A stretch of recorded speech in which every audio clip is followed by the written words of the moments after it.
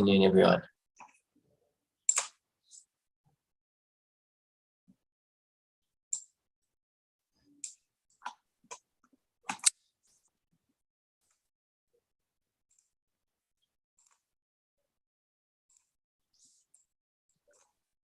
Got it. Okay, you all got it? There we Yeah, go. got it. Thank you. Right. Let me spotlight this and share the page, and we can start. Okay, so learning moved on to from last we learned, we're still talking about returning stolen objects. We now obviously moved on to the other section of these halachot, which is lost and found. Okay, so we're going to talk about the difference between finding something that seems to have been placed there intentionally, or something that by the circumstances obviously was, happened to have, is not intentional, and what the difference might be. Okay, so halacha 1. Whenever a person finds an article that appears to have been intentionally placed down, it is forbidden for him to touch it. This applies whether or not it has a mark by which it can be identified. Okay, so if it was intentionally put there, and obviously we need to understand this. Why don't we say, well, rather pick it up, particularly if it has a siman, and announce it, and then when the person that's looking for it comes and identifies it, return it. Why leave it there? So this is what the rest of the halacha is going to articulate. The rationale is that perhaps the owner of the article left it there until he returns. As if you can assume from the way in which it's positioned or where it is, that someone has intentionally left it there, well, they're going to come back for it. And they want it to be there when they come back for it. Thus, if the finder takes it, he will have ill-treated the owner, because the guy's going to come and it's not going to be there. And there's two ways of looking at this. If the article does not have a mark by which it can be identified, he has purposely caused his colleague financial loss. For the article does not have a mark that will enable him to identify it and return it, right? Because the guy's going to come, it's going to be gone, and he has no hope because there's no identifying mark on it. And even if it has a mark, so you might say, what's the problem? So if it has a mark, I'll take it. And then when he comes to identify, I'll return it to him. You've still wronged him. Why? For he has troubled him to search for the article and identify it by marks. Because if the guy had intentionally put it there and he's coming back to find it, now he's got a whole new concern to go and figure out who's taken it, where it's been, find out where the announcement's are, and so on and so forth. Therefore, it's forbidden to the finder to touch it. You see something that seems obviously to have been placed there, don't touch it. In other words, although we have the mitzvah, don't turn away from a lost article. If it seems apparent that it was placed there, it's treated not as a lost article, pretty much. It's treated as something that somebody's coming back for, and you're not allowed to touch it. Okay, unless, as he says, unless it appears that it has fallen there. If it's fallen, then we're going to consider it lost. Now, even if the finder is in doubt and does not know whether the article was lost or placed down, he should not touch it. So we're on the side of caution here to assuming that it was placed there. So only when it's obviously fallen do you pick it up. Now, if he transgressed and he took it, so he wasn't sure and he took the object, he is forbidden to return it to its place. He shouldn't say, oh, shucks, I took it. Let me go put it back where I found it. Because what could have happened is in the interim, the guy could have come and wasn't there and then lost heart over it.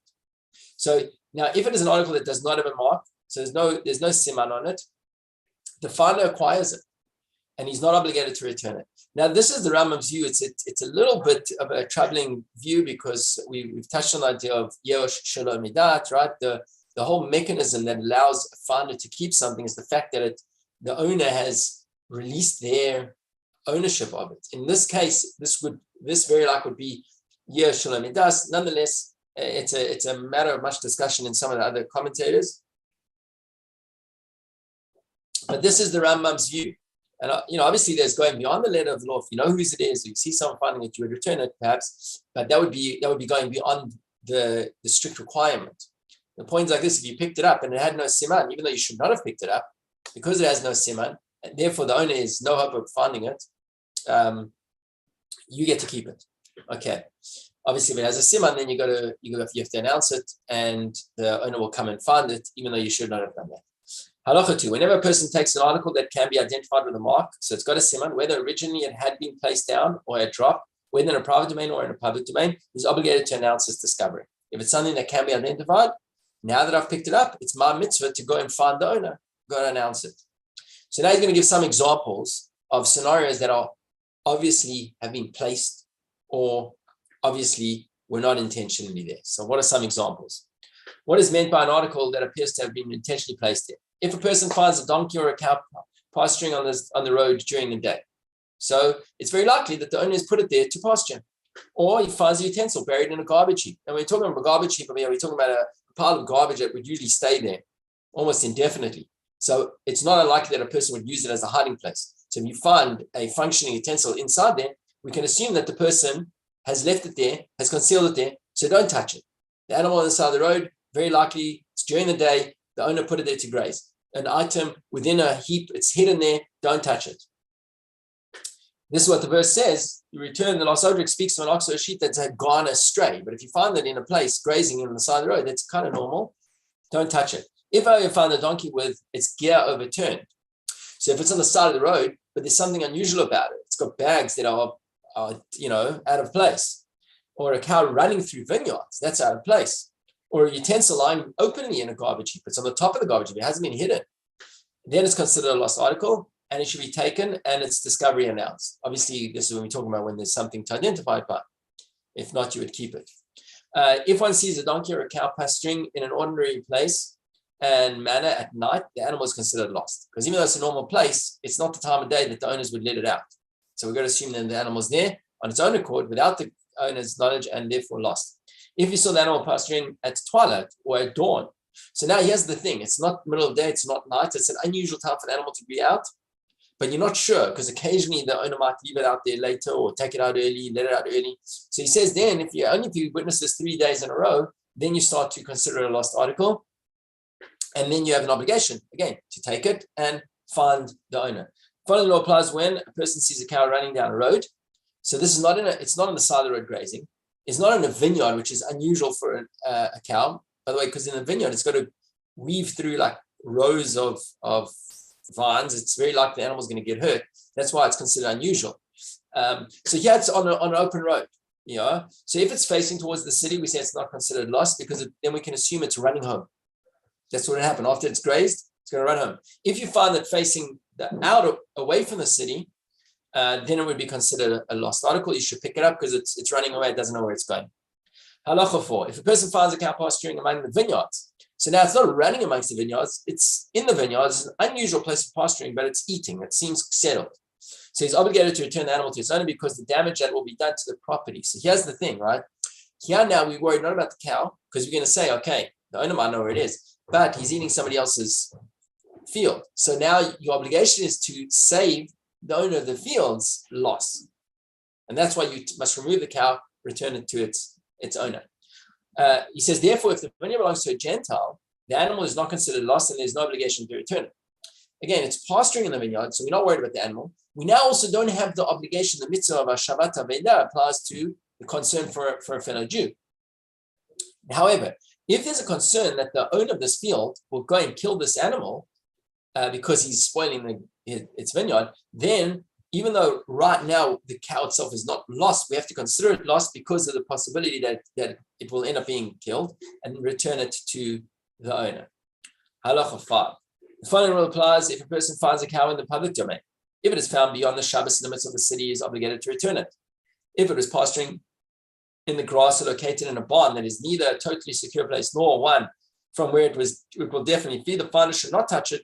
This is not a lost article. And even though it's far away and it's in a public space, but if it's in a place that's kind of usual for a cow, that is going to be it's grazing, or it's a somewhat secluded area, even though it's not completely secure, we then can assume that the owner knows where it is and it's placed there. You don't have to, you're not allowed to touch it.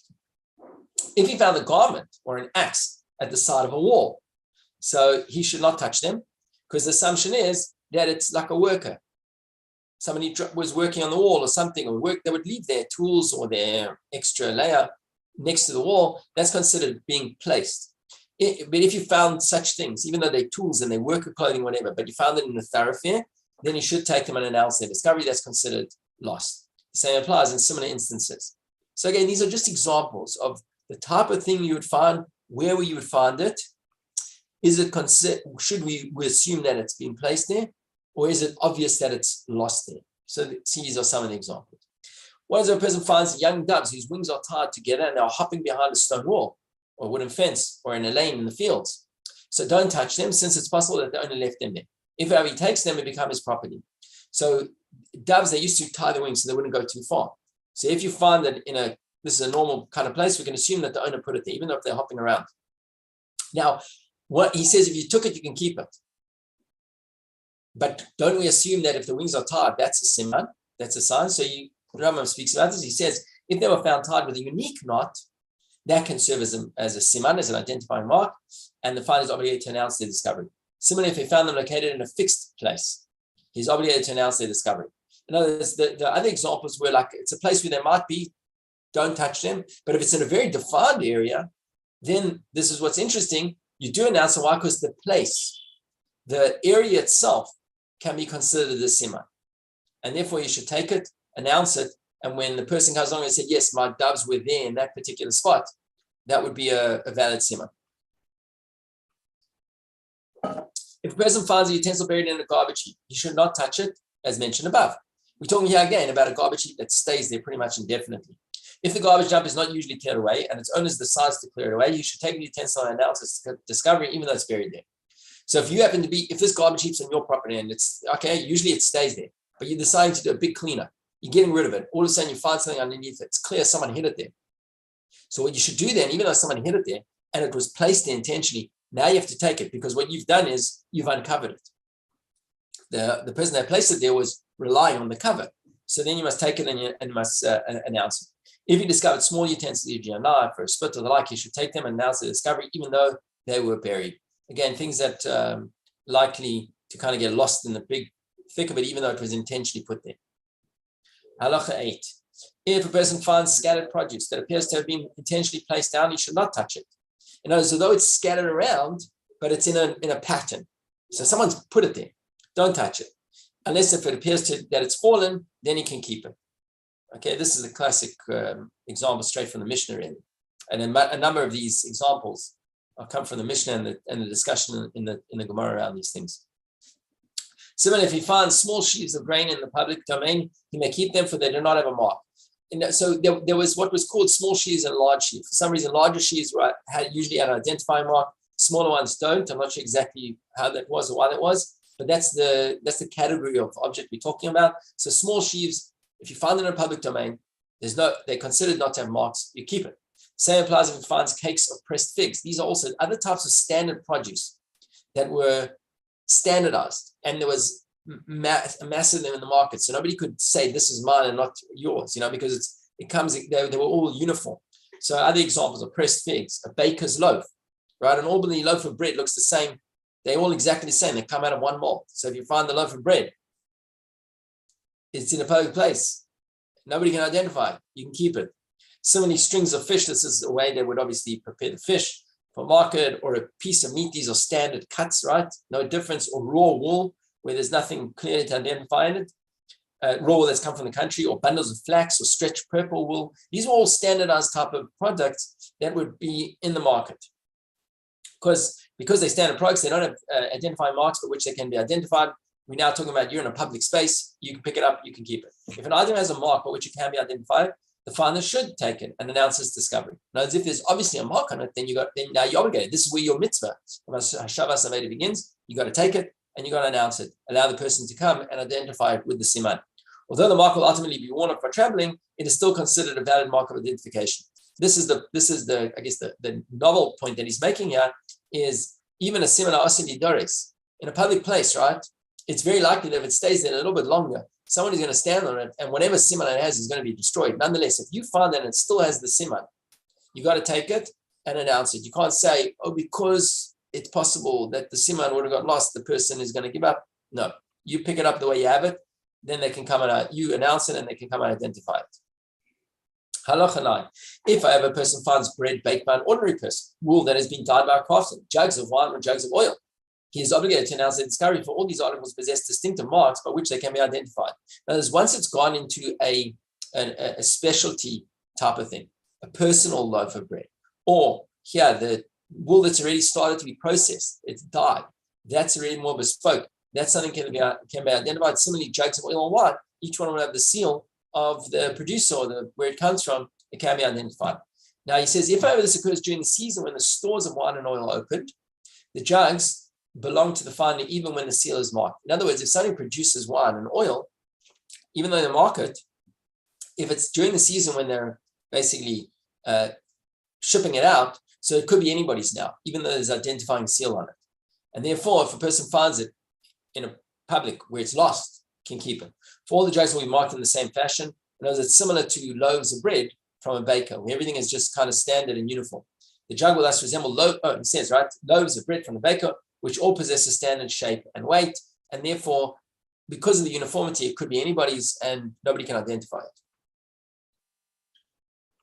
Nobody can identify it as theirs, right? They can say, identify it with that seal, but you don't know whose it is because the market is now full of them. Halacha 10, the following law applies if a person finds small sheaves in a private domain. Okay, so up until now, we're talking about if you find it in a public domain. There we said, no problem, you keep it. So if it appears that they have fallen, even in a private domain, you can keep them. If it appears that they've been intentionally placed there, then you must announce their discovery. Because again, as we said earlier, the rationale is that although they do not have a mark by which they can identify, the place where they are discovered can serve as a mark of identification. And because it seems obvious that it was placed there, that's how the person will identify it. Even though it is not a distinctive mark of identification on the product itself. If he finds large sheaves, whether in the private domain or the public domain, he should take them and announce their discovery. Large sheaves are something that can be identified, and therefore one has the obligation to announce it and return it. Halacha 11, if a person finds a cake of pressed figs that contain a shard, so remember we said a cake of pressed figs was a standard thing. If you find it in the public domain, it's a standard uniform thing, you keep it. There's no way anybody can identify it. But what if there was a shard inside of it? You know, there's something unusual about it. Or a loaf of bread that contains a coin or a piece of meat that is cut, not a standard cut, an unusual cut, or a fish that has been bitten, so it's got a mark on it. He is obligated to announce the discovery. The rationale is that they possess an abnormal factor, and we can assume that the owner did this only so that it will serve as a mark of identification. That's the assumption. It's something unusual, and that's its identifying mark. We now must announce it and allow the person to come and find it. Following rules applies when a person finds scattered fruit in a place of the grain heaps. Now, basically over here, this is a long discussion in the Gemara about how much effort is a person willing to put in for how much produce. And the Mishnah gives a very particular example, and then the Gemara struggles with how do you apply that outside of those limits. And essentially the Rambam and the Gemara leaves it as uncertain. So we'll see how the Rambam rules here. So he says as follows. So if you find fruit scattered in a place of the grain heaps, meaning that's a place where people are working on the fruit, maybe coming back for their fruit, right? So if there was a measure of approximately the size of a kav, so a kav is considered not a very significant amount of fruit, but not insignificant either. Now he says, if you find an amount of a kav in a square 4 cubits, so 4 amos is roughly 2 meters, so roughly 2 meters square, then the finder can keep it. The rationale is that the owner will no longer trouble themselves to collect it. In other words, what he said, because collecting something from 2 meters squared is somewhat of a bother, and 1 kav is not exactly a significant amount of produce. I don't know exactly what the parallel amount is in our terms, but what the rationale is, it's not such a significant amount that a person is going to put in effort to collect it. Now, what happens if the produce was scattered in a smaller space? A finder should not touch it, for perhaps it was intentionally left there by the owner. Okay, so less than, if it's 1 kav in a smaller space than 2 meters squared, leave it. Now, our sages were in doubt with regard to the following situation. What happens if you have a half a kav? Now, if 1 kav is not significant, half a kav is insignificant amount. But let's say it was only left within 2 cubits by 2 cubits, which is 1 meter by 1 meter, right? 1 meter squared. So that's a smaller area. In other words, it's not such a big bother. So do we say because it's not such a big bother, he's gonna go and collect even a smaller amount, or do we say because it's such a small amount, he's leaving it? Or further, what happens if you have 2 kav? 2 kav is now a significant amount, but let's say it's spread out in 4 meters by 4 meters, 8 cubits by 8 cubits. Or let's say that it was 3 different types of produce. It wasn't one product that made up this kav. So he says, therefore, at the outset, one should, so he says in all these situations, it's a doubt. We're not actually sure how to deal with this. Therefore, at the outset, one, don't touch it. If ever you did take it, you weren't sure, you took it, then you have no obligation to announce its discovery, you get to keep it. Okay, so it's trying to find that balance. Practically leave it, but if you took it, you get to keep it. The person who finds a collection of fruit in a container or an empty container, okay, he's obligated to announce the discovery of these objects. If one finds a container with fruit in front of it, so one may keep the fruit, but one must announce the discovery of the utensil. In other words, we don't automatically assume that the fruit belongs to that utensil. And the fruit, because it's fruit, has no identifier mark, but the utensil will. So you keep the fruit, but you have to announce the utensil. It's likely that the utensil belongs to one person and the produce to another, and there's no mark by which to identify the produce. That's why you keep that. Now, however, if it appears that the produce and the container belong to the same person, then you must announce the discovery of the produce together with the utensil. Excuse me. What's implied? In other words, where would we have a scenario where it seems that they belong together? So if the container is facing the produce, he may keep the produce, meaning that the back of the container is facing the produce, not the opening. So if the back is there, then you can keep the produce because it's two separate things. If I have the front of the container, as if the container's fallen over and there's fruit like spilled out in front of it, then you can assume that it's spilled out from the container. We suspect that the produce fell from the container, and therefore both are together need to be announced. Nevertheless, even in such a situation, the container has a rim and it's totally empty, then the finder may keep the produce. For if it had fallen from the container, the rim would have caused something to remain inside. Okay, I don't exactly know what the style of this container is, but we're assuming that there's something there that would have held back some of the fruit. So if it looks like fruit has fallen and there's nothing in the container, sorry, if it's next to it, but there's nothing left in the container, even though the opening of the container is facing the fruit, we can assume it's two separate things. Unless there's some fruit still in the container, in that case, then you have to announce both together, fruit and the container. Okay, when a person finds, sorry, now this seems to be a mistranslation. The translator has berries, but this because it then goes into ta'ena. This is figs, dried figs. Ktiyat were dried figs. So, and a person would sometimes lay them out. So if you found dried figs or figs drying on the side of the road, even though they're next to a field where the guy has figs laid out drying, you can keep them. Similarly, and the reason is because they're quite expensive, and a person would have been concerned about them to keep them together. And if they're not, they're lost. Similarly, when figs are hanging over the road and you find figs under the tree, one is permitted to take them, and the prohibition against robbery does not apply. The rationale is because figs, when they're fresh and they fall on the ground, they become repulsive. So the owner doesn't expect to come and get them. He knows a certain amount falls off. He knows they go bad. Like, you're not going to get fresh figs. They're very, moisture and soft. And therefore, as soon as they fall, they're considered ownerless. And there's no requirement. Therefore, also one would have to take a meiser, give a tithe from them. He says these concepts do not apply to olives, carobs, and other similar fruit. They are forbidden to be taken by the farmer because olives and carobs, they fall off the tree. They still remain whole and fresh and so on, because they're not soft and moisture filled, and they don't get ruined. So therefore, if the tree is hanging over and it falls, you're not allowed to touch it because the owner is going to come and fetch them. He knows that it will survive that fall and will be quite usable still.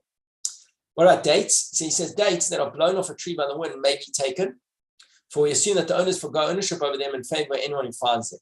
And the assumption there is not because they necessarily go bad, but because other animals, scavengers, will end up eating them. So the point is, the owners in their mind, they know that a certain amount of dates are going to fall off the tree during the season because of the wind. They make it ownerless. They know so because either animals or something are going to eat it. So if a person takes it, no problem. He said this is an interesting situation though. So he says, if however they belong to orphans below the age of majority, they are forbidden to be taken because a minor does not have the legal prerogative to waive his ownership over property. The thing over here is we've discussed this, the concept of yeosh, where a person gives up hope of finding something and thereby relinquishes ownership. Here we're talking about, it's not about yeosh, it's about mechila. A person is foregoing their ownership because they're aware of it. They know seasonally stuff falls off the tree, they're foregoing their ownership of it. Not because they think they'll never find them, but that's just the way it is. But a child can't initiate that mechanism. So if the field happens to be owned by an orphan child. I guess the reason why he's talking about an orphan is because that's the only way a child would own such a thing on their own. They can't enact that mechanism of mechila over their stuff, and therefore you wouldn't be allowed to keep it. Certainly, if the owner of the field takes care not to lose any of his produce, and is surrounded the trees with a fence or put nets under the tree so that the fruits will drop in there and gather them, it's forbidden to take this fruit, for he has shown that he's not willing to forgo ownership. Okay? So in the normal course of things, if trees are just left and the wind blows it off fine, but if it's clear that this particular farmer, orchard owner, has surrounded his tree with a way to try to collect it, we know that he has not been mochel, he has not forgone his ownership, and you can't keep it. This is a very interesting scenario, but it's a real case that happened in the Gemara. Brings it down. Chatul, if an evil cat, he calls it a perverse cat, that killed a young child, may not be kept by its owners. That's the rule. It needs to be put down. So what happens? What happens if the owner hasn't put it down yet? But it needs to be put down according to Jewish law. So then, if somebody takes it from its owner, it's not considered robbery. You know that you don't have to return it, even though the hide has some worth. So it's not like considered a lost article that you got to the dead. The dead cat itself also has some worth. But instead, whoever finds it, acquires it, he should kill it, and the hide belongs to him. So that's the point. Even though that there's some worth to the hide, it's if the owner doesn't kill it and you take it and kill it, you get to keep it. It's not a robbery. And it's not a lost article to him. Halacha 18. Following law applies to a young dove that is found close to a dovecote. So they used to keep all the doves in these cages, whatever they are. And if it's found within 50 cubits, that's about 25 meters of the dovecote, it belongs to the owner of the dovecote. If it's beyond 50 cubits, 25 meters roughly, it belongs to whoever finds it. Why? Because we consider young doves can't really hop that far. So it's just considered a lost thing, and we don't assume that it came from that one that you see 25 meters away. If a young dove is found between two dovecotes, you had two different people, it's granted to the owner of the closer one. If it's found midway between them, then the value shall be divided. You sell it and they split it. When does the bab apply? When there are an equal number of doves in each dovecote.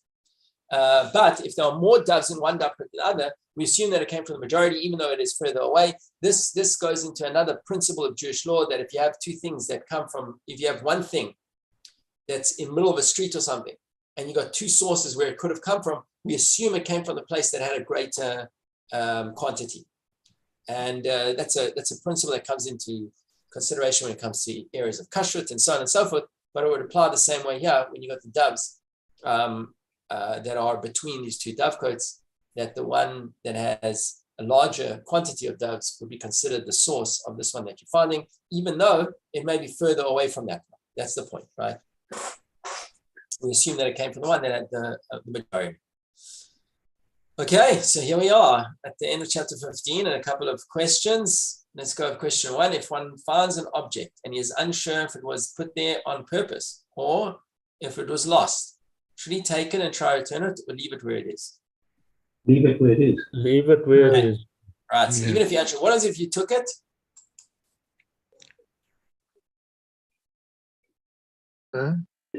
You should, what is if you took it? What happens then? You would have to announce it. If it has a simon, you announce it. If it doesn't have a simon, you keep it, right? That's what the Rambam said, which is a little bit controversial, but yeah. If one finds an object that can be identified with a mark in a private domain, is he obligated to announce the discovery? Yes. Whether it's public or private, you got to announce it. Okay. Can the location of where something was found serve as a mark of identification? Yes. It can, right? So even certain objects that don't have clearly identified marks, like small sheaves, but if it's clear that it was placed somewhere, the place itself becomes the identifying mark. Must one who finds an empty container announce its discovery? Yes. Yes. Okay, yes, right. It's like any object, right? It's an object that you would announce. And the only question was, if there were fruit next to it, do the fruit also? Do we assume the fruit are, the same owner or not? And that would depend on how you found it. Okay. Thank you, Rabbi. Thank you. Hey, Dan. Take care. Have a good week.